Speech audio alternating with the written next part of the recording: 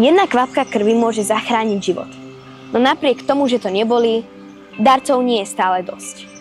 V dnešnej reportáži sa pozrieme na to, ako vyzerá darovanie krvi v praxi, prečo je dôležité a čo motivuje ľudí vrátiť sa k odberu znova a znova. Prečo ste sa rozhodli spolupracovať pri podujatí darcovstva krvi?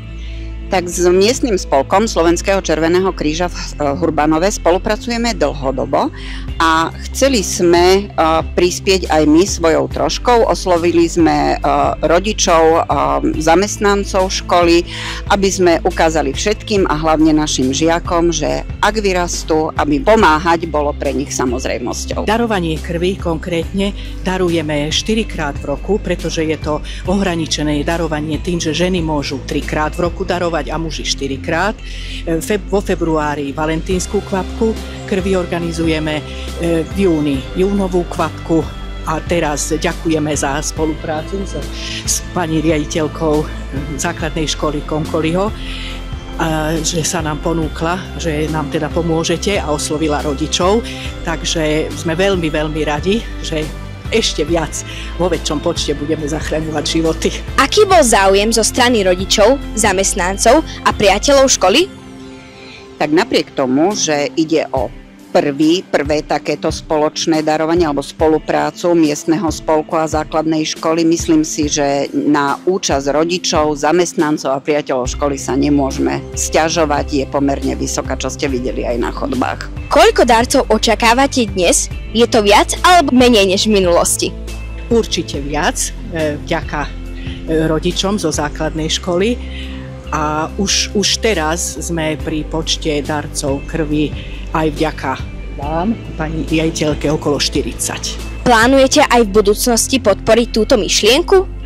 Určite áno, pretože toto považujeme za taký prvý krôčik k tomu, aby sme všetkým a hlavne našim žiakom ukázali, že aj takto sa dá zachrániť život. Ako prebieha celý proces darovania krvi? Darca krvi v prvom rade vyplní dotazník darca krvi, naraňajkuje sa buď doma, alebo aj my mu ponúkneme, hlavne veľa tekutín, treba piť vodu, čaj, aj kávičku si môže dať, po prípade minerálku.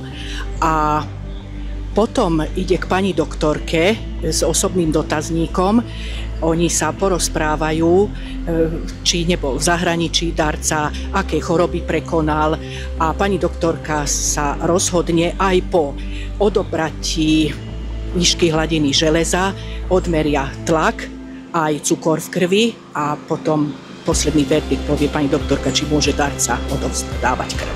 Aké máte osobné skúsenosti s darovaním krvi?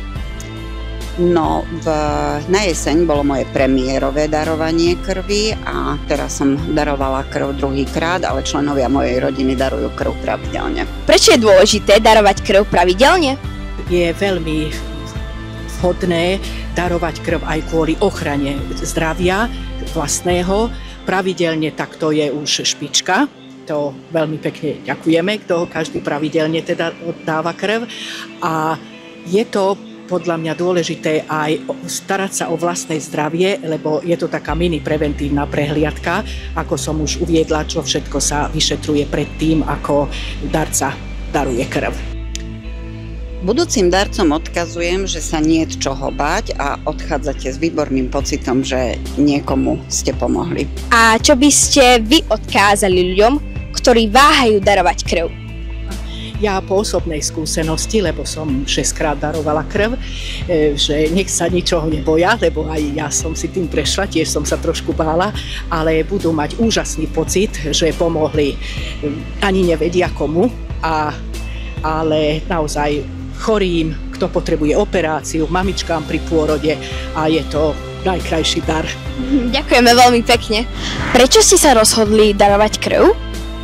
Pretože jednak to pomáha telu, keď sa zbaví prebytočnej krvi a samozrejme preto v prvom rade, aby som možno pomohol niekomu, kto bude na ňu odkázaný. No, darovať krv je podľa mňa darovať život. Každý deň sa stávajú nehody, každý deň sa robia operácie chorých ľudí a tí ľudia, keď sú odkázaní na krv druhého človeka, tak je to dobrý pocit, že viem, že som tým niekomu vedel pomôcť.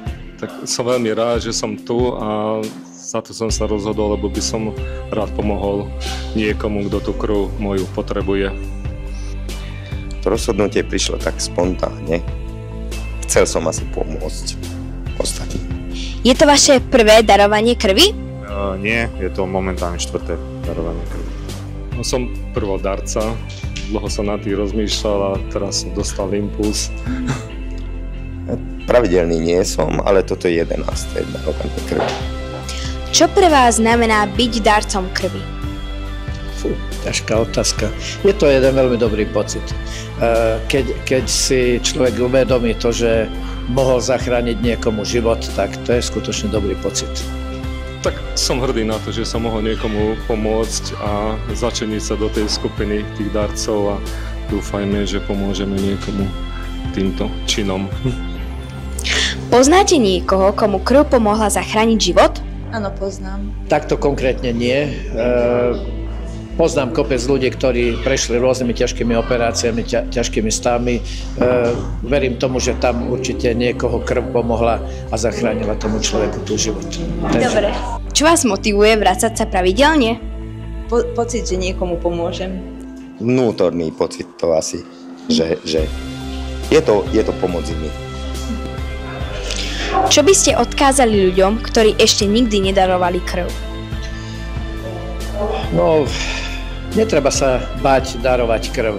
Človek sem príde s tým, že Boh vie, aký to bude pocit, odoberú mi pol litra krvi a neviem, postavím sa, odpadnem. Netreba sa toho vôbec báť, treba ísť do toho a každý, kto môže, nech daruje tú krv. Porozprávajte nám o vašom darovaní krvi. Tak prvýkrát som darovala krv, som mala 33 rokov. Vtedy v Černobyle vybuchla jadrová elektráreň a ja som tedy robila v nemocnici a my sme to mali akože aj v náplne práce, aby sme darovali krv, ale vtedy sa každý, kto vedel, tak išiel darovať krv, lebo tam krv bola veľmi vzácna vtedy, ale tak vždy je vzácna, ale vtedy trebalo veľmi veľa krvi. A tak vtedy som sa rozhodla, a to bolo veľmi dobré rozhodnutie, darovať krv. Odtedy som bola ako stále darkyňa, mám aj janského plaketu, len už potom mi nastali zdravotné problémy, takže práve potom pri tej 19. darovaní krvi som už potom tú 20. nevedela, takže som potom nedostala akože striebornú, lebo bronzovú som to mám a striebornú som ako už potom nevedela dostať a ja zase každému, kto viem, ja hovorím, nech ide darovať krv, lebo jednoducho s tým veľmi veľa pomôžeme. Máme veľmi chorých ľudí v dnešnej dobe a každý potrebuje krv a takto poviem, že aj pre naše zdravie je to veľmi dobré, lebo nám krv sa mení a tým pádom, že darujeme krv, sa nám krv obnovuje a ja si myslím, že to je pre každého dobré, lebo to je taká vitalita, že sme takí čo ja som to tak cítila, že vždy som bola taká naliatá energiou od toho, že vždy som išla akože darovať krv, lebo tak bola to moja srdcovka. Nič iné tak nie, ale Červený kríž, áno, lebo tam človek pomáha a tým pádom aj už ako darovať krv neviem, ale snažím sa iným spôsobom pomáhať ľuďom. Čo by ste odkázali budúcim darcom? Ako som aj spomínala, že tam je tá výmena krvi a netreba sa báť. Mnohí sa boja, že pichnutie, alebo že pol litra krvi, to nie je nič. To nie je veľa. To nie, netreba sa báť, treba sa rozhodnúť, že idem, darujem a myslím stále na to, že tým, že ja niekomu darujem krv, ja tým niekomu pomáham, lebo nikdy nevieme, že kedy potrebuje človek, či v rodine, alebo sám pre seba, nikdy nevieme, kedy to potrebujeme, lebo tým nám zachraňuje život. Takže asi toľko o tom. Dobre, ďakujeme veľmi pekne. Ďakujem aj ja, ďakujem veľmi pekne. Darovanie krvi trvá len pár minút, no jeho hodnota je nevyčísliteľná. Ak ste zdraví, plnoletí a máte chuť pomôcť, neváhajte. Možno vaša krv zachráni niekomu život.